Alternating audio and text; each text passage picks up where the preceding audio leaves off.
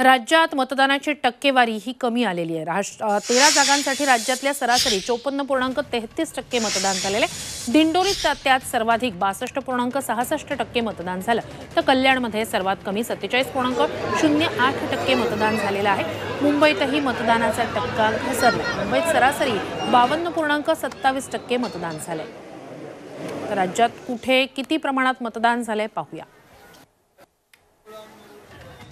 भिवंडीमध्ये 56.41%, धुळ्यामध्ये 56.61%, दिंडोरीमध्ये सर्वाधिक 62.66%, तर कल्याणमध्ये सर्वात कमी 47.08% मतदान झाले।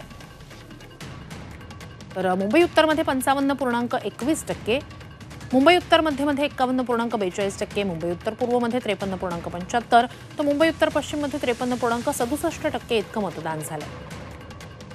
राज्यातल्या लोकसभा निवडणुकीचा हा शेवटचा टप्पा। मुंबई दक्षिणमध्ये 47.17% इतकं कमी मतदान झालंय, तर मुंबई दक्षिण मध्यमध्ये 51.88% मतदान झालंय।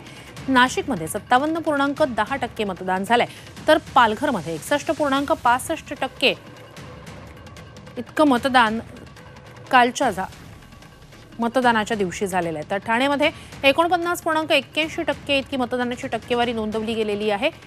नाशिकमध्ये 57.10%, पालघरमध्ये 61.65%, तर मुंबई दक्षिण मध्यमध्ये 51.88% इतकं मतदान झालंय।